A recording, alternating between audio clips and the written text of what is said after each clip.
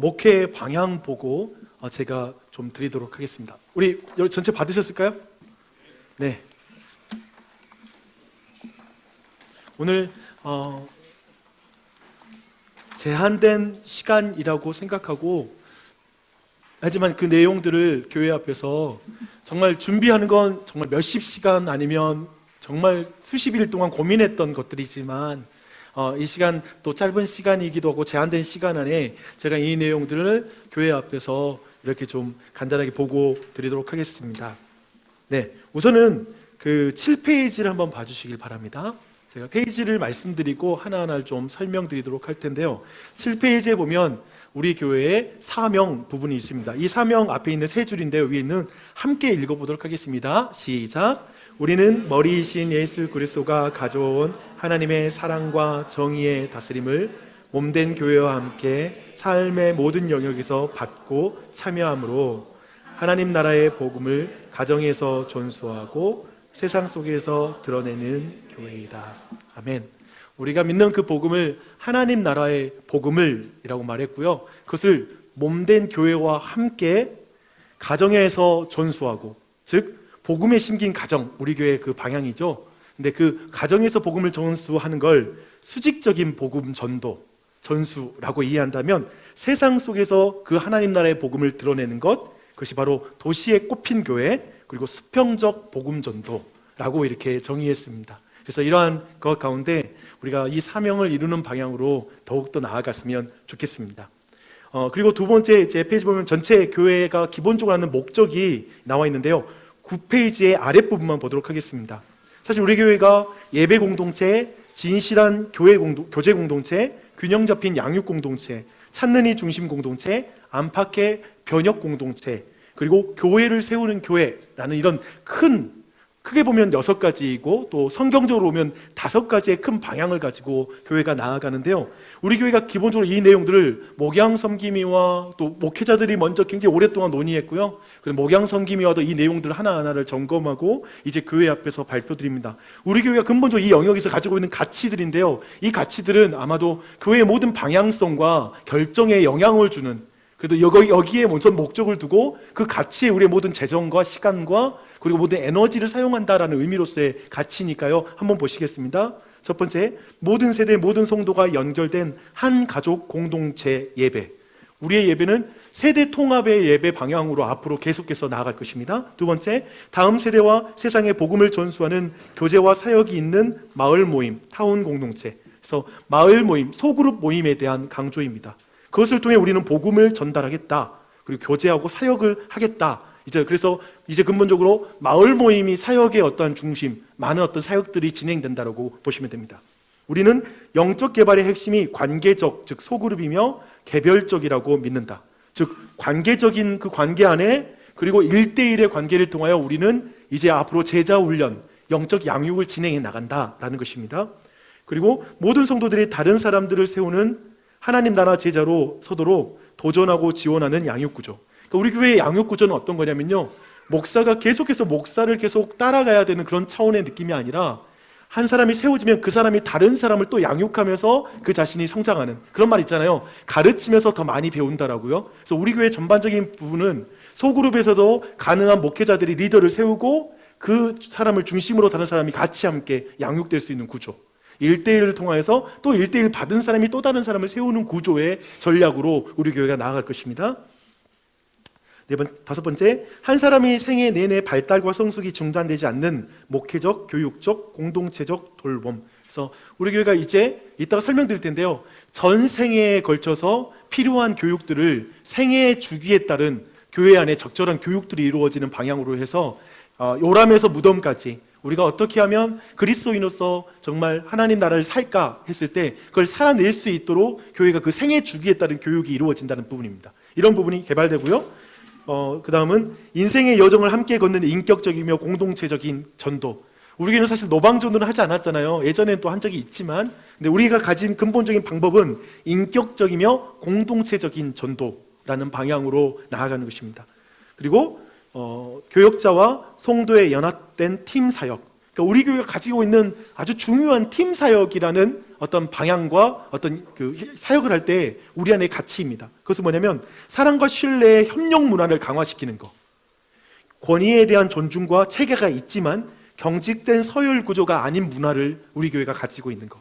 이런 지점에서 분명한 어떤 존중이 있지만 그러나 막 위아래 하이어라키의 구조라고 하죠. 막 이런 계급적인 느낌의 직분관 이런 것들을 우리가 너무나 경계할 거고요. 어느 자리든지 섬김의 자리이고 하지만 그 섬기는 그 직분자를 교인들은 존중해주고 그리고 그 가운데 함께 따라주고 하는 이런 문화가 적절하게 있는 교회를 추구해 나가는 것이죠. 균형 잡힌 교회 그런 부분입니다.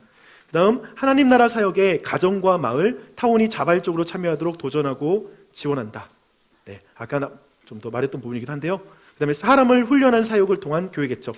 우리 교회의 교회 개척 방향이 여러 가지 방식이 있는데 돈을 주고 이렇게 보내는 방식이 있을 거고요. 한편에 이렇게 또 사람들을 보내서 이렇게 또 하게 되는데 제가 그리고 오랫동안 목양 섬김이와 여러가 공유한 결과 이런 마음이 있었어요. 뭐냐면 근본적으로 온 교회 안에 정말 직분자들과 그리고 성숙된 그리스도인이 많으면 분립하는 게 너무 쉽다.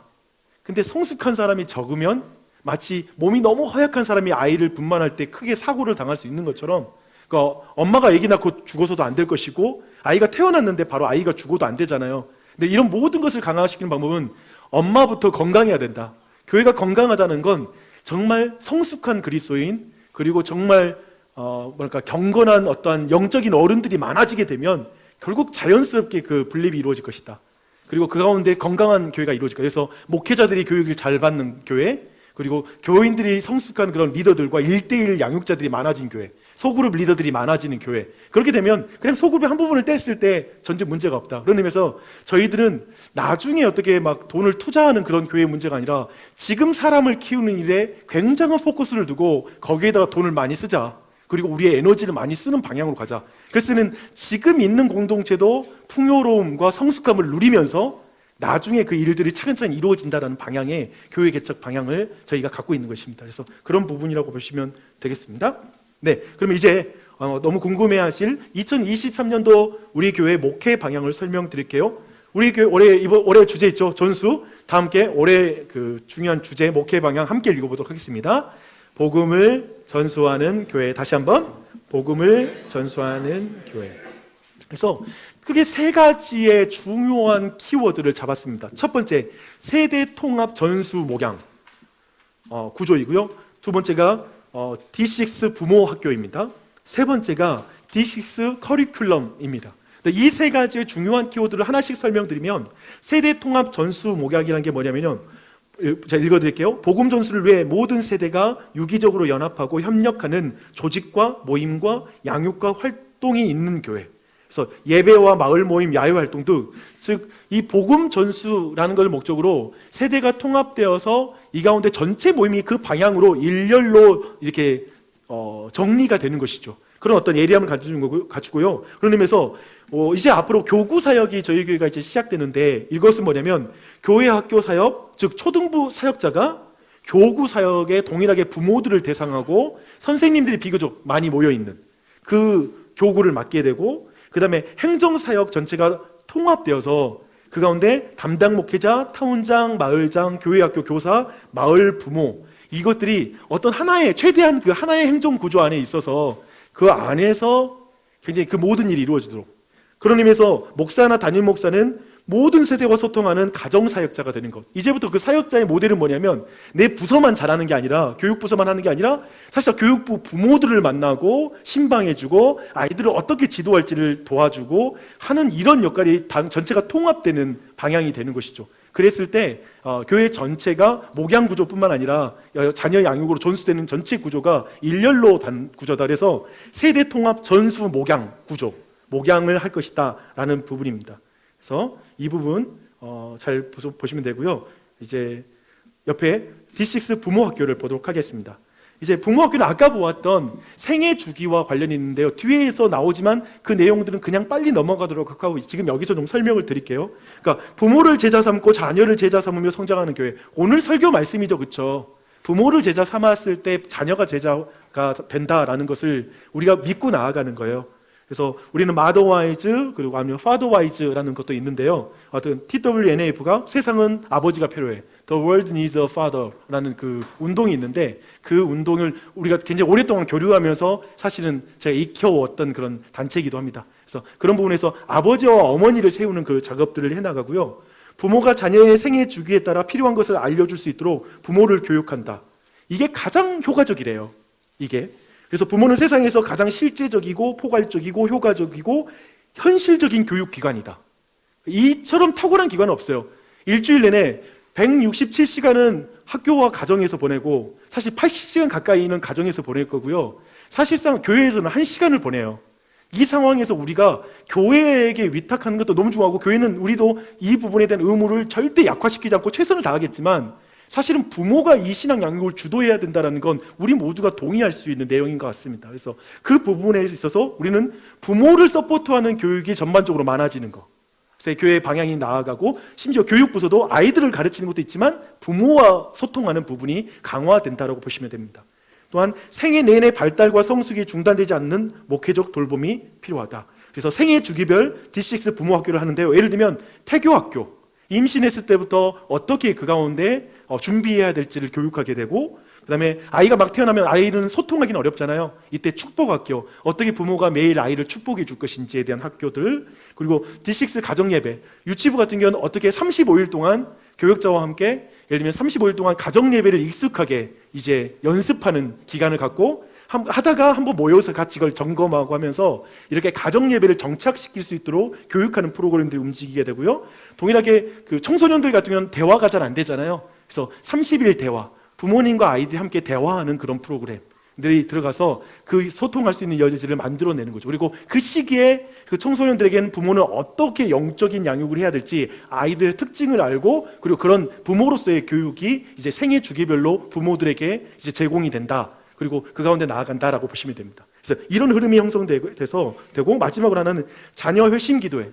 그러니까 저희가 1년에 한 번 정도는 교육부서에서 회심 집회를 하려고 그래요. 교육부서별로. 그래서 사실은 막 교육을 받아서 사람이 바뀐다라는 것에 어떤 분은 그건 아니야 라고 하겠죠. 어떤 의미는 영적인 격돌이 필요하잖아요. 그런 의미에서 1년에 한 번씩 우리 교회 안에 영적 회심을 위한 특별한 기간을 갖고 부모들이 막 기도하고, 그 가운데 정말 그 집회 가운데 아이들이 하나님을 영적으로 경험해 나갈 수 있는 그런 인카운터가 일어날 수 있도록 기도하고 나가는, 물론 그렇다고 해서 만난다는 걸 보장할 수는 없지만 우리로서는 말씀을 준비하고 기도하면서 하나님이 그런 은혜를 베풀어 주시기를 해나가는 것들을 해나가겠다라는 그 부분을 말하는 것입니다. 그래서 그런 부분에서 D6 부모 학교라는 것이 교회에서 처음부터 배부르지는 못하겠지만 우리 교회만의 특징에 따라서 이 일 가운데 교육자뿐만 아니라 박혜원 우리 사모께서 제 아내가 사모라고 하면 안 되는데 내 아내인데 왜 사모예요, 그렇죠? 네, 제 아내가 그 일 부분에 대한 너무나 큰 관심이 있고요. 그래서 그런 부분을 또 여러 가지로 협력해서 그 일을 해나가게 될 것입니다. 그리고 세 번째가 이제 D6 커리큘럼인데요. 이게 전 세대가 같은 말씀으로 자라가는 어떤 전체 커리큘럼, 교육 시스템이라고 이해하시면 됩니다. 그래서 구성은 구약, 신약 특별 주제로 해서 각 1개월씩 3개월치가 한 권이에요. 그래서 이 한 권씩 아이들에게는 교재가 제공이 되고 부모들도 그걸 구입하게 됩니다. 그렇게 하는데요. 가정용으로 또한 한 권이 있고 교회용으로 한 권이 있습니다. 그래서 이런 어떤 그 책으로 전체 진행되면서도 그래서 매주마다 홈 커넥션이 여러분에게 전달이 돼요. 그래서 주중 가정 성경 읽기, 기도 제목, 실천 활동, 자녀들이 무엇을 배우는지를 그 페이지에 오늘 무슨 설교를 들었구나, 어떤 주제를 했구나라는 걸 한눈에 볼 수 있게 하는 페이퍼가 나가게 되고요. 또 한 가지는 이제 그 가정 예배를 드릴 수 있는 어떤 내용들이 또한 포함이 됩니다. 그래서 가정 예배를 진행할 수 있는 것들이 제공이 되고요. 또 주일 공과가 또한 교회에서 선행되고 가정에서 적용 반응을 통해 완성된다. 이 말은 뭐냐면 사실은 교회에서는 아이들의 적용을 점검할 수는 없어요. 아이들이 그 말씀을 얼마나 이해했는지도 정확하게 확인하기는 힘들어요. 그러니까 그 일은 가정이 담당하는 거예요. 근데 주일날 딱 설교를 듣고 나면 어떤 책이냐면요, 그 다음 주에 아침 큐티가 이젠 큐티를 할 거고요. 3월달부터 큐티가 우리 교회에 시작되는데 이제까지는 통독을 했죠. 통독은 그대로 가면서 각 큐티를 시작하게 될 겁니다. 네, 큐티 본문에 따라서 부모들이 보고, 근데 그것은 주일 설교 주제를 일주일 동안 여러 다른 본문, 구약과 신약의 본문으로 그 동일한 주제를 우리가 일관성 있게 배우는 거예요. 근데 이런 의미에서는 우리 아이들이 이제 주일 설교를 듣고 나서 그와 관련된 주제의 성경적 주제를 매일마다 큐티를 할 수 있는 구조가 되는 거죠. 그렇죠? 이해되시죠? 이런 일관적인 흐름 가운데 아이들은 점점 또 자라나가겠죠. 그래서 보시면 스플링크라는 게 있는데요, 스피리추얼 링크라는 그런 말입니다. 그래서 아이들과 함께 할 수 있는 활동에 대한 많은 아이디어, 그리고 부모와 아이들의 대화를 도와주는 질문들, 토론을 도와주는 역할을 할 수 있는 내용들이, 이게 이제 가정예배 폼인데요, 이 내용이 이 스플링크가 가정예배로 주어지는 거예요. 집에서 그걸 보고 아이들과 좀 더 대화하면서 그 내용을 이끌어갈 수 있도록 하는 내용이 진행이 되는 것입니다. 그래서 이런 흐름에 D6 커리큘럼이 이렇게 진행이 됩니다. 그래서 이 큰 방향을 가지고 우리가 아까 보았던 뭐 예배 공동체, 교제 공동체, 그 다음에 어떤 변혁 공동체, 여러 중요한 교회의 5가지 기둥이 있잖아요. 해야 될 일들. 그 첫 번째 예배 공동체에서 한 가지만 볼게요. 세대가 통합된 예배를 이제 5월 달부터 진행이 됩니다. 어떻게 진행이 되냐면요, 신앙 고백, 찬양, 기도, 헌금, 다음 세대 설교까지 이 자리에서 부서와 아이들과 어른들이 함께 예배드립니다. 근데 한 달에 한 번, 5월 달부터 매달 첫 주에 이 자리에 모여서 세대 통합 예배를 드려요. 근데 그때는 찬양팀도 아이들과 어른들이 함께 구성이 되고, 그리고 기도 순서에도 아이들이 참여하고, 그리고 말씀 읽을 때도 어른들과 아이들이 함께 말씀을 읽고, 이렇게 하는 형태로 전체 예배를 이렇게 참여하다가, 그리고 나서 각 부서별로 이제 설교자가, 그 주에 이제 설교자가, 예를 들면 청소년부 설교자가 한 6분에서 한 10분 사이로 짧게 말씀을, 아이들을 선포하는 메시지를 전하는 거예요.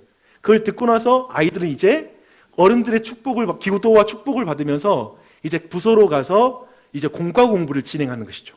그리고 어른들은 그 시간에 이제 당연히 애들 기도하고 보내고 나서부터 이제 어른 장년부 설교를 듣게 됩니다.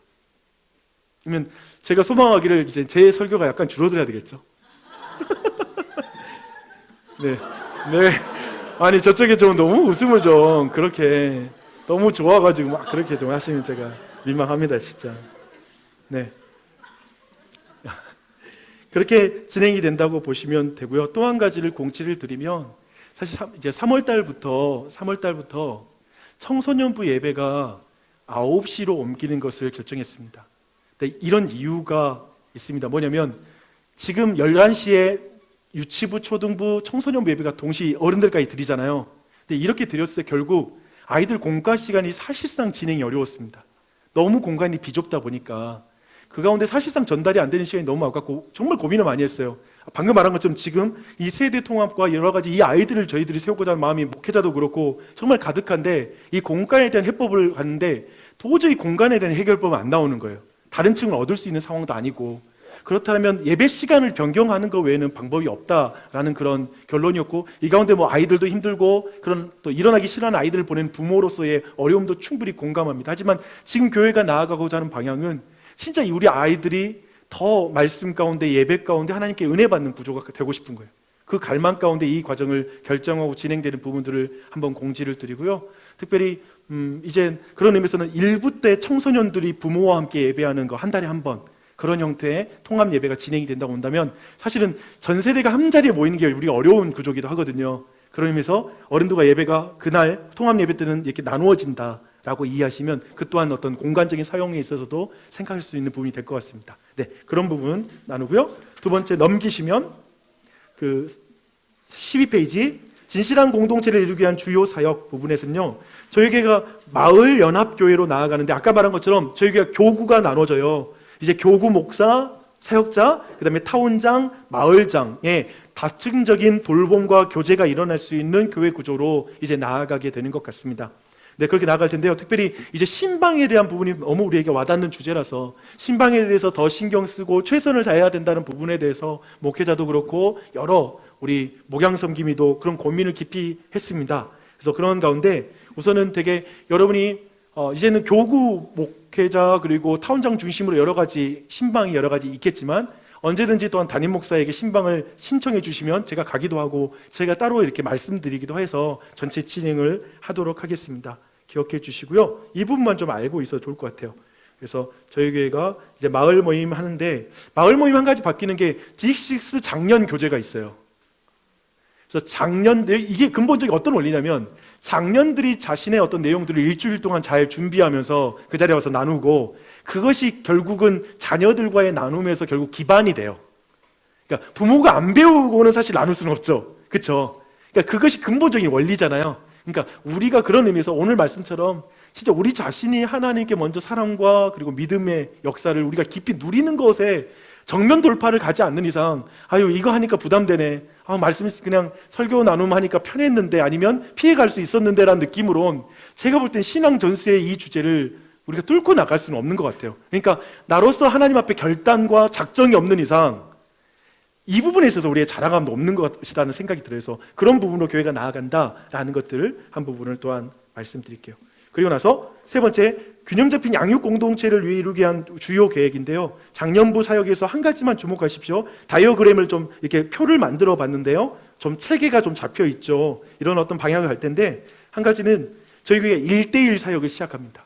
그래서 풍성한 삶의 기초, 초대, 풍성한 삶의 첫걸음, 풍성한 삶의 기초라고 하는, 그리고 풍성한 삶의 사역이라는 그런 어떤 1대1을 통해서 이제 한 사람 한 사람이 세워지는 매우 개별적인 과정을 통해 깊은 인격으로 서로 나눔을 통하여서 영적 변화로 나아가는 이것이 우리 교회에 시작되는데, 사실상 온 교인에게 올해 이것이 적용되지는 않을 거예요. 올 한 해는 이걸 준비하는 기초를 세우는 한 해가 돼서 목회자가 먼저 이걸 깊이 경험하고, 그 다음에 그 중직자들 중심으로 직분자들 먼저, 왜냐하면 이 사람이 다른 사람을 세워야 되니까 그렇게 좀 우리 안에 마을장이라든지 직분자들 중심으로 먼저 한 다음에 내년도에 조금씩 교인들에게 이렇게 1대1을 해나가는 과정이 될 것입니다. 그런 과정이라고 보시면, 이 부분이 좀 약간 다른 부분이어서 설명드렸습니다. 넘어가시겠습니다. 사실 차세대 양육사역, 우리 교회가 양육사역이 작년사역과 차세대 양육사역이 있는데요, 그 양육사역의 변화는 아까 설명드린 것 같아요. 좀 눈으로 봤는데 가족 코칭 교회가 우리 교회가 지향하는 방향이 될 거예요. 그래서 가족과 부서가 다 그냥 교회 안에 이렇게 있는 것인데요, 이 부분 그냥 눈으로만 봐주시면 되고, 아래에 있는 그 기존 사역의 리모델링, 그 부분만 제가 읽어드릴게요. 새로운 프로그램이나 사역을 도입하는 것이 아니고 이미 교회가 하고 있는 사역을 가정과 교회의 협력이라는 틀 속에서 부모와 가정에 좀 더 무게를 중심을 두도록 재구조와 조직화하는 방식이다. 두 번째, 교회 학교 부서는 어떻게 되냐면요, 학생에 대한 직접 지도보다 부모가 자녀를 대상으로 신앙 양육을 할 수 있도록 돕는 쪽으로 무게 중심을 더 옮겨간다. 그리고 동시에 부모에게만 맡길 수는 없으므로 교사들은 학생들에게 영적 부모의 역할을 한다. 제2의 가정, 제2의 부모의 역할을 하는 것, 이런 방향으로 나아가는 것입니다. 그래서 교회 학교 부서도 그 역할을 할 텐데, 여러분이 이런 방향으로 교회가 나아가는 흐름들을 보시면 되겠습니다. 그리고 D6 커리큘럼은 아까 제가 말씀드리고 설명을 드렸으니까 그냥 넘어가도록 하겠습니다. 그리고 D6 부모학교도 아까 제가 설명드렸죠. 근데 그 설명드렸는데 이 표를 보시면 여기 몇 페이지죠? 17페이지죠. 그러니까 이런 단계입니다. 약 12단계로 신앙 양육의 로드맵인데요. 그러니까 임신, 출산, 첫돌, 유아 세례, 유치원, 막 이렇게 첫 입학, 이런 전체 모든 인생의 중요한 이벤트가 있고, 그 이벤트에는 부모로서 아이들을 어떻게 인도해야 될지는 고민이 생기니까 부모들을 거기에 따른 훈련을 하고, 그리고 그 훈련을 받고 났을 때 아이들을 축하하고 세레모니를 해줌으로, 교회적으로 축하해 줌으로 정말 아이들이 기쁨으로 교회에서도 자신의 성장과 인생의 여정을 함께하는 교회가 되는 거죠. 그러니까 이번에 인사하자라고 했던 그 있잖아요. 올해 이름을 불려주면 인사하자는 것도 뭐냐면, 근본적으로 아이들이 교회 오면 나를 너무나 많이 사랑하는 사람이 많아지는 곳이 돼야 된다는 거예요.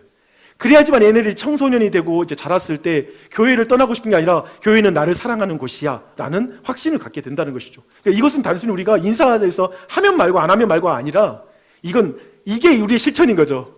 아이들에게 신앙을 전수하고 아이들이 행복하게 이 교회에서 자라는 것을 줄 수 있는 우리로서의 신앙 실천이라고 보시면서 이 일을 감당해 나가면 되겠습니다. 눈으로 읽어주시는 것으로 하고요. 그리고 19페이지, 찾는이 중심 공동체를 이루기 위한 우리 교회의 주요 사역은 뭐냐면, 교회 내 전도가 좀 더 활성화되기를 원하는데요, 한 가지는 찾는이 사역팀 빌딩. 교회 내에 아직 불신자가 있거든요. 오늘 교회 숫자는 150명 가까이 돼요, 우리 교회가. 근데 오늘 아까 세례받은 등록 교인을 120여 명 정도 말한 거예요. 근데 사실은 굉장히 많은 숫자가 아직 자신이 예수님을 따른다라고, 예수님이 나의 주인이라고 말하신 분들이 계시잖아요. 그분들을 향한 적극적인 복음 사역이 이루어져야 된다고 생각하고, 항상 이 부분이 제가 에너지가 안 나왔어요. 어떻게 모임을 해도 제가 거기 모임까지 준비하는 시간이 나한테 안 나오는 거예요. 그래서 사실은 이 일 가운데 이제 우리 강현실 자매님 또 함께 해주시기로 했고 한데 이 일 가운데 더 많은 동역자들이 필요해요. 그래서 혹시 관심 있으신 분은 함께 했으면 좋겠고요. 그 다음에 가족 구원을 위한 기도 모임을 매달 일회를 제가 계획했습니다. 그래서 진짜 남편의 구원을 위해 아니면 아이들의 구원을 위해 좀 기도하고 싶은 때가 있잖아요. 근데 그것만을 놓고 같이 모여서 기도하는 거예요. 그래서 저는 근본적으로 밖을 전도하는 문제도 있지만 근본적으로 우리 가족도 많은데 그들을 전도하는 것에 대한 교회가 예리해진 부분을 이 부분에서 우리가 새해에는 실천하고자 한다라는 것을 말씀드리고 싶고요. 그리고는 의미에서 그 사람들이 1대1로 만나서 전도 복음 공부를 할 수 있게 만드는 게 저희가 지금 추구해요. 그래서 지금 그 훈련에 나가서 교회 안에 이런 1대1 가능한 사람이 많으면 목사는 막 예를 들면 모임도 하는데 또 1대1도 다 나는 게 제가 한계가 있잖아요. 그게 아니라 우리 교인들이 그 1대1로 복음을 전할 수 있는 방향의 교회가 전환이 되는 것이죠. 네, 그런 부분이라고 보시면 됩니다. 그리고 교회 밖 이웃 전도인데요. 저희 교회가 전도에 대한 부분을 많이 개발한 부분이 사실 많지는 않았는데 한 가지만 말씀드리면 이제 마을 모임에 1년에 2번 정도 이제 기도해 왔던 사람들을 초대해서 같이 뭔가 어울리는 시간, 같이 외부에 나가서 뭐 고기를 구워 먹어도 좋고 어떤 체육 활동을 전도하는 사람을 대상으로 초대해서 마을 자체가 그들을 위해서 준비하는 시간, 식사도 준비하고 활동도 준비해서 같이 어울릴 수 있는 그런 마을의 열린 의자, 열린 오픈 모임이 교회 안에 진행이 되어서 이제 그런 것들을 새해에는 실천하도록 하겠습니다. 네, 그런 변화를 좀 보시면 되겠고요. 마지막 3.5 보시면 안팎의 변혁인데요. 하나님 나라 백성의 생활 방식으로 교회 안에 좀 더 적극적으로 3세 헌금, 목적 지정 헌금 팀이 있는데 아마도 긴급하게 헌금해야 될 구제 사역을 위한 부분들이 좀 더 활성화되는 방향이 좋겠다 싶습니다. 그리고 교회 안에는 아나바다 문화, 그리고 친환경 문화, 텀블러 사용 운동 이런 것들 교회에서 좀 자체적으로 해나가고 그리고 교회 밖의 변혁은 눈으로 보시면 되겠습니다.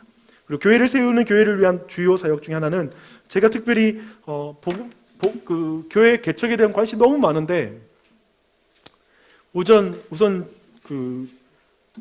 시티2 시티 코리아라고 팀 켈러가 시작한 교회 개척 운동이 있는데 제가 예전에 그걸 교육받았어요.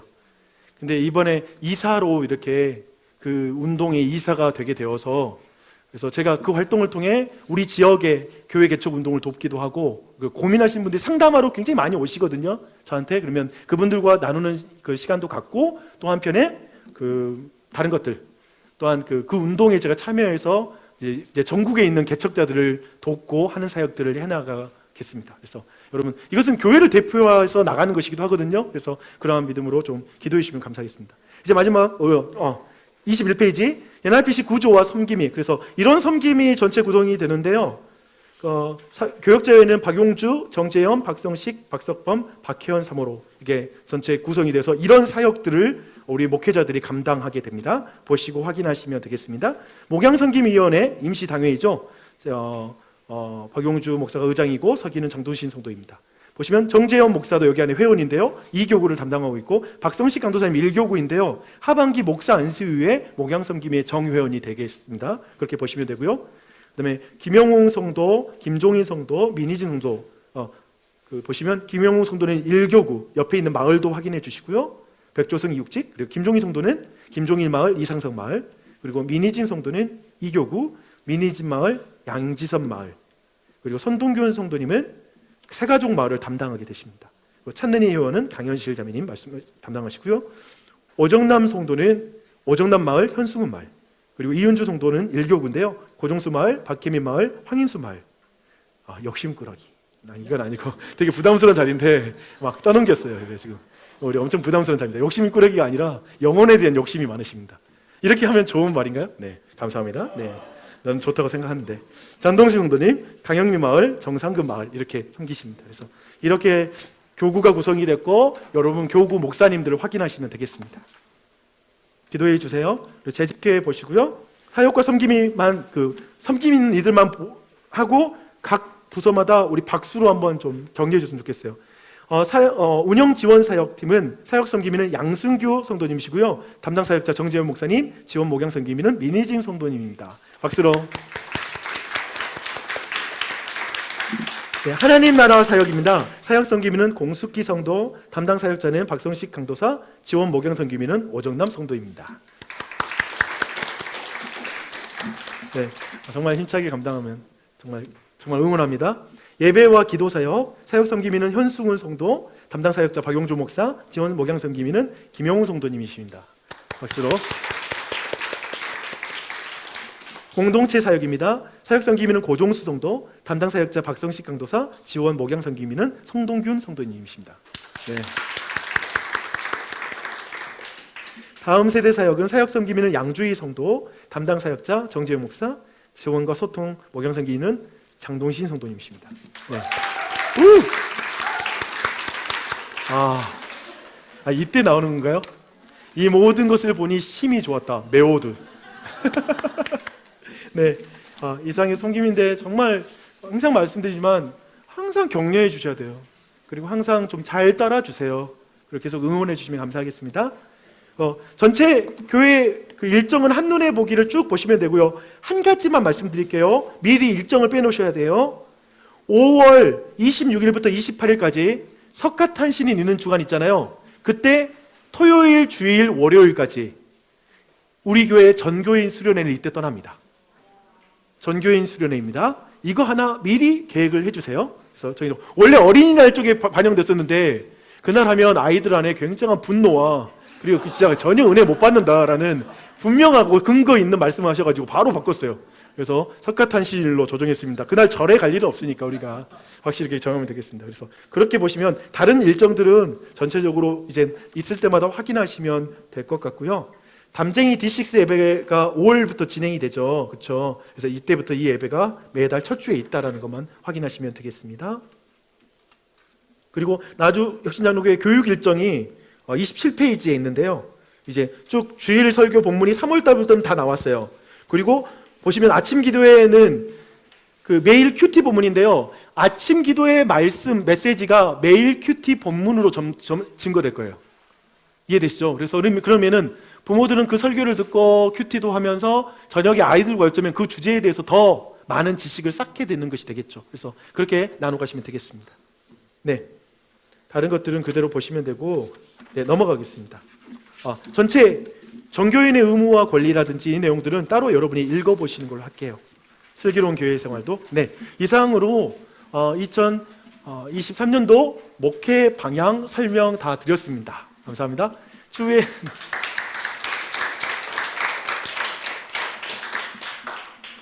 사실은 계획을 하지만 목회자들도 에너지가 있잖아요. 그런 의미에서는 진짜 정말 많은 것을 생각하고 있어요. 사실은 교역자들이 또 우리 안에 또 이렇게 세워지고 하는 과정 속에 그만큼 더 많은 일을 할 수 있는 것 같아요. 네, 많은 것을 계획했지만 걸음을 인도하는 분은 하나님이시니까 우리가 그걸 믿으니까 그 하나님 한 걸음 한 걸음 나아가되 온 교우들이 이런 방향 속에 여러분이 함께 해준다면, 기도해 준다면 우리가 나갈 수 있을 것 같아요. 여기 있는 모든 내용을 한 번에 해야겠다는 거 아니고요. 차근차근 우리의 에너지가 너무 과하면 좀 쉬어가자 할 수 있을 것 같아요.